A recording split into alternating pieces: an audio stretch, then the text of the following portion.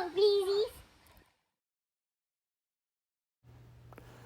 So I wanted to make a video of this hive. It's time now to start thinking about swarm prevention, swarm reduction, and there's a few other things that I can do on this video, but this was the only day I had available for me to work with the bees, and so I had to go out there and do it today, but it was so windy, and just using a cell phone camera to record, it doesn't do anything for the wind. So here what I'm doing is I'm just tearing off the top, took off the insulation on the top, and then I'm going to pull off the quilt box that has been on there all winter.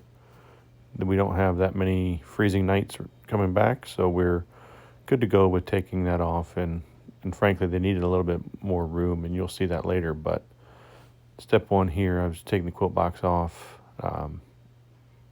I'll show you here. There's some bees moving up in there. They're not building anything yet. It's not a problem yet, so I'll just set that off to the side. Those bees actually end up going back into the hive later. But I was just getting them out of there. And then here I am pulling off the basket that held the sugar. There's the pollen patty. And I put on an earlier video. They didn't quite finish it, so I just throw that away in the brush. Something will eat it. Working on getting the wire basket out that did hold the sugar. So we'll just put that off to the side. It had a few bees on it, and just let them go back out in the world, and they'll find this colony again. But no sense in stirring them up right now and getting them all rowdy. So here I've moved the camera. I've already got one frame out. This is the top box. It had 3 frames and frame feeder. Looking here, always look for the queen. Never know when you're going to see her. And then if you see on the top that's nearer to my body, that's a lot of, I'm showing you right now, that's all drone brood. It's not a bad thing.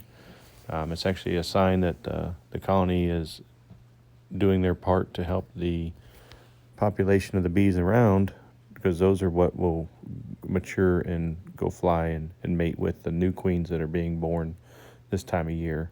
So this hive stand I built a couple years ago, it's really handy. It's got a frame holder right in it. So I just pull the frames out and place them into the hive stand. It gives you something to do, makes it real easy to hold the frames while you're inspecting the rest of them. So here, it's standard. Look how full that is with bees. Pretty standard to always look for the queen or signs that she's present. And if you can see down on the bottom of the frame facing you, that's some drone brood that got built in between the frames. So unfortunately those drones were sacrificed by virtue of me pulling it apart. This is the frame feeder. I'm not going to use it right now. I would rather have them have the room that is taking up. They're doing pretty good on food, and there's some bees hanging on it, no big deal. There's a little bit of wax built on it, again, no big deal. So just looking to see, make sure the queen's not on there. I think I remember, give them a good shake, get them off of there. And I just set that off to the side for the time being. When I go to put it all back together, I do shake it again and get it bee-free to put it back into the barn for when I do use it. Those frame feeders are great, but at this point in time, don't need it.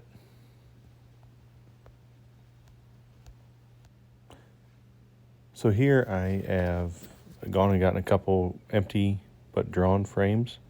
I brought them up with me from the pickup truck. They're a little bit older, but they'll serve it for this year.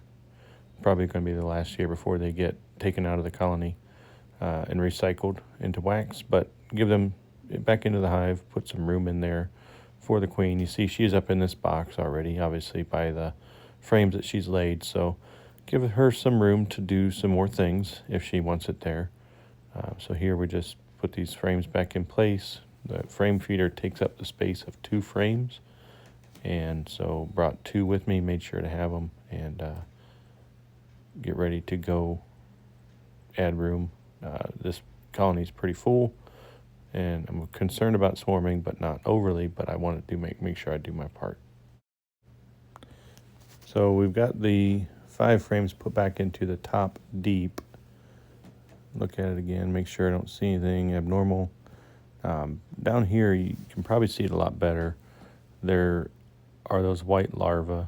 They're bees that are, in advanced stages of development. You'll see them better here after I smoke them down and clean it up a little bit for you. But what this is a good chance to do a very informal mite check. Because drones take a little bit longer to develop, so I'm showing you there, you see all those are larvae, and they're, like I said, they're sacrificed, and that's the bee business. But I'm looking at those, and I'm looking for varroa mites, and I was happy to report that I did not see any varroa mites there. Not that that's the only place they could be, but it's a pretty good place to start your search if you're just going to do this informal. So what I did there is just fling off those in the brush, and nature finds a way, to quote Jeff Goldblum in Jurassic Park. So they're getting a little rowdy there. I gave them a little bit of smoke, and I don't blame them. I'm moving fast. I'm, flinging larvae away and stuff. We're going to start tearing into this box. This was the medium down, let's see, the second medium from the bottom. So it went deep, medium. This hive tool that I started using last year is really great. It's got that little hook on it, a J hook I think they call it. So standard frame, look for the queen, look for evidence of the queen.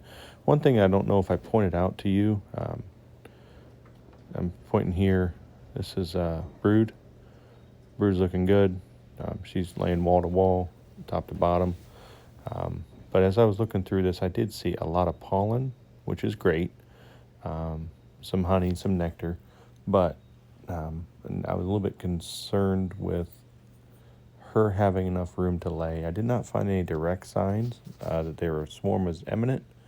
I always get those two mixed up. But here I'm just looking again, and with the fullness of the frames, it doesn't maybe show as well on camera as it did in real life. There's some more drone brood I'm pointing out at the bottom. That brood, you see there's some pollen. I'm probably trying to point out to you there, the pollen. A lot of pollen, which is good. They need pollen for themselves. They need pollen for young. But a full cell is a full cell. And if the queen can't put eggs in as many cells as she thinks that she needs to, or whatever, if you say a queen bee thinks, but if a queen bee can't put as many eggs in the cells as the program requires, then the bees are going to decide that they're in a tight spot and they need to swarm. Swarming is a natural reproductive action, but I don't want my bees to swarm. I want to keep them because I just turned into a beekeeper a couple years ago from being a bee haver, and I don't want to go back to bee having. I want to go back to beekeeping. So just again here, the last couple frames. This one, these black plastic frames are great. White plastic's fine too, but black is where I started with, and that's probably the way I'll go for the future. Got a lot of equipment, kind of new old stock to work through, but anything I'm buying new now is all these one-piece plastics. Just another look for the queen. I'm guessing she's present in the hive based on some things that I saw, some very young larvae. I'm trying to show you here is a patch of brood. Thumbs up means we're good. So nothing much more to see here, if I remember correctly. So we'll go ahead and hit pause. So I moved the camera again. It fell anyway. So repositioned it, and I'm down into the bottom box to smoke them down a little bit. And they were getting a little rowdy, and here give us a chance to try to clear some of this brood comb or burr comb again. So this is more burr comb coming off. Try to shake some bees out of there before I fling that off into the brush. I'm looking for mites again. Didn't see any. Still didn't see any, so happy about that. Just keep scraping here. I wasn't planning on going down this deep, but I figured once I got here, I was in for a dime, in for a dollar. So I figured I might as well pull these these bottom 5 frames and see what we got, and kind of what I saw was what I expected to see, just more of everything that a hive should have. You could turn this nuke around and sell it to a pretty happy customer for just this box alone for a nice price, but I'm not right there yet. So this is one of those white plastic frames, one piecers. This side of them got face up right now is pretty bare. It's got some pollen, a little bit of nectar. The thing I like probably most about the white plastic is, first off, they're plug and play. Just take them out of the box, put them in the hive. But secondly, they just don't stick together like the wood does. I don't know what it is, the propolis. Trying to make sure you can see what I see. There's a lot of brood on that one. I know now you're in the shadow, and I'm trying to be aware of that. But good brood pattern on this. So just keep looking. I think here, once I get one frame out, it's a lot easier, of course, to move the rest of them. I'm still trying to decide if I'm going to put this into a full frame or full-size hive, or if I'm going to leave it as a nucleus colony. Here I'm reaching in. I find an old Swiffer sheet that lasted through the winter in the hive, and just pull that out. Use that for small hive beetles. Control it. It does work, but like a lot of different things in beekeeping, small hive beetles and other challenges, there's not just one answer usually. So if you have a combination of tools, you'll be better off. Just keep pulling and looking.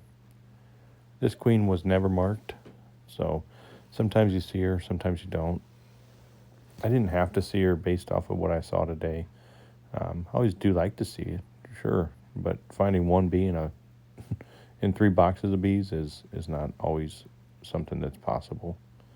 So don't get discouraged if you can't find your queen, especially if she's unmarked. She's going to be a pretty elusive critter anyway most of the time. You got to remember, you're opening up a box that's typically pitch black. After the queen mates, and unless she swarms again, she lives the rest of her life in pitch black dark. So she's doing what she's supposed to be doing in here. If you see her or don't see her, that's up to you, but don't panic if you don't see her. So I'm just going to finish up this inspection. A couple more things I'll do.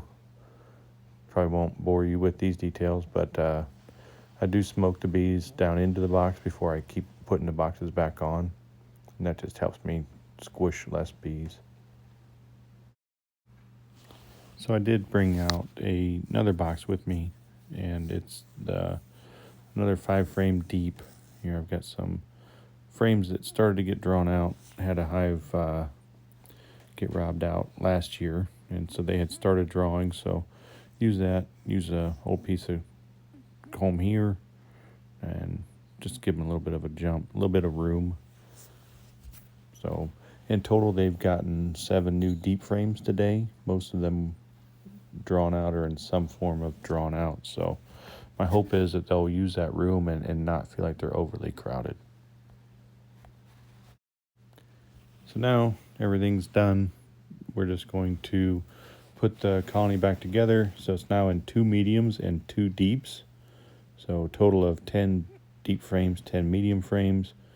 Put the telescoping lid back on, and no insulation, no quilt box anymore. And I'm going to go ahead. I will put a ratchet strap on. I will probably use ratchet straps most of the time anymore, especially if it's something like this, such a narrow colony that's could be prone to getting knocked over by wind. It's been very windy lately.